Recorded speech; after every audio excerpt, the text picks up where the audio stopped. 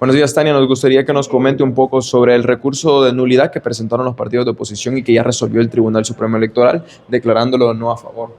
Bueno, yo creo que en primer lugar tuvo que haberlo admitido el tribunal. Me parece que hay que atender a la literalidad de la disposición. Cuando es clara no hay que interpretar absolutamente nada y el artículo 270 me parece que es el inciso segundo. Dice que una vez presentado el recurso de nulidad de la elección, se admitirá inmediatamente, se correrá traslado y se aperturará a pruebas o se abrirá a pruebas. Eso quiere decir que no es potestativo del tribunal si lo admite o no lo admite, por una parte, ¿verdad? Por otra parte, me parece que cuando declara que no es procedente o lo declara improcedente, me parece que es una escasa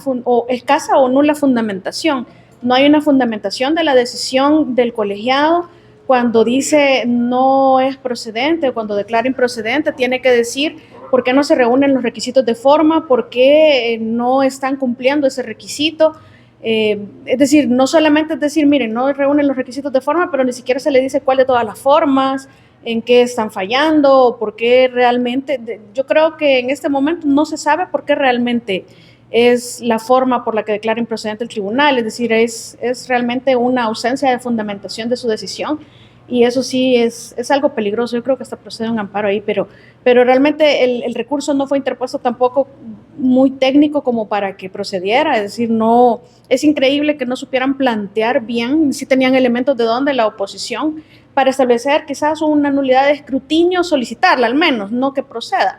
pero realmente lo que vinieron a argumentar son muchas quejas que no tienen absolutamente nada que ver con el evento electoral, que me parece que terminó el 4 de febrero, inició y terminó el 4 de febrero con la elección que hicimos los ciudadanos que fuimos a votar. No tiene nada que ver con el electo cuando es ya declarado electo, sino que es con la votación que ejercemos nosotros, que lo llaman jornada electoral, pero es desde el punto de vista ciudadano que nosotros ya ejercimos, esa elección ya pasó, ya no, y ya es, y además irrepetible las condiciones bajo las cuales se dieron, que puede haberse transformado la realidad en este mes que ellos pretenden que se repita, los de la oposición, pero en realidad se basan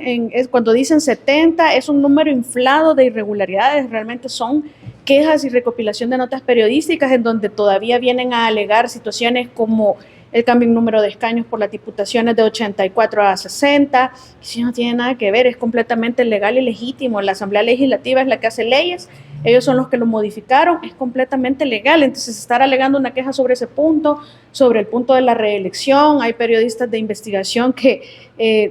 mantienen una retórica o una narrativa de el presidente inconstitucionalmente electo, pero es una narrativa hacia el extranjero, igual que este recurso de nulidad de elecciones que interponen estos tres partidos políticos. Me parece que lo que buscan es una narrativa para que hacia afuera se entienda como que no es legítimo el gane, cuando es apabullante, es realmente un margen demasiado grande, que es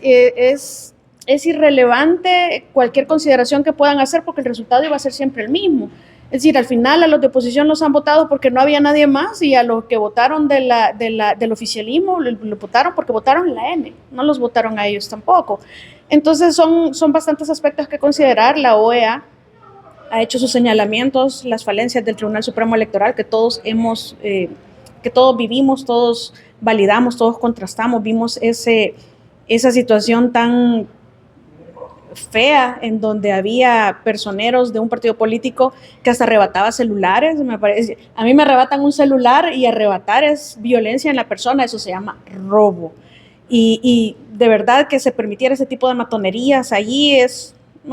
se ve muy mal. Hay quejas en este recurso de nulidad, como por ejemplo que llegara la policía para el escrutinio de San Salvador y La Libertad, cuando la misma OEA dice que contrastaron que nunca interfirieron, que no afectó en absolutamente nada. Incluso llegan a la conclusión que a pesar de todo, la voluntad del electorado se ve consignada en el resultado y que eso es lo importante al final del día. Y en eso sí concuerdan con el Tribunal Supremo Electoral cuando el tribunal dice no afecta, es decir, todo lo que ellos establecen, irregularidades hay en todos los procesos electorales, pero cuando vemos la suma no afecta en el resultado, es decir, declarar una nulidad que afecte y que pretenda repetir las elecciones es muchísimo más gravoso por cualquier parte que se mire que las irregularidades que por sí solas no generarían ningún cambio en el resultado, porque al final del día no es culpa del nuevo sistema de votación, no es culpa de la nueva cantidad de escaños, sino que simplemente la ciudadanía no los votó, porque sí vimos que hubo 2 personas del PCN, hubo 1 del PDC, hubo 1 de Vamos, 2 de Arena, es decir, sí se podía. Lo que sucede es que había que trabajar un poquito más o había que tener más propuestas o había que convencer más, había que tener liderazgo que si no lo tienen, pues no es la culpa del tribunal, no es la culpa de la asamblea, no es la culpa de la gente, más que de ellos mismos que se rehúsan a reconocerlo así.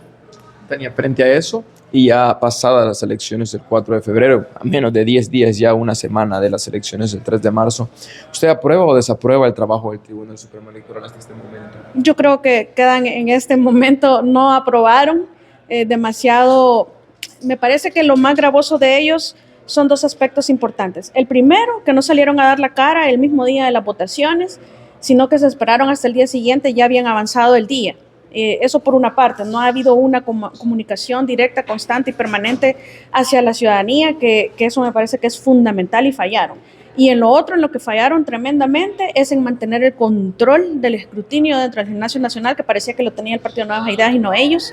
y que no hubo reacción por parte del Tribunal Supremo Electoral. Entonces, sí me parece que son las 2 grandes falencias que lo reprueban en esta elección, que pueden mejorar, por supuesto que pueden mejorar. Yo creo que esta elección la van a sacar bien y que si fallaron en comunicación y que si fallaron en Contraloría, creo que este es el momento de reivindicarse antes de terminar en agosto su periodo, ¿verdad?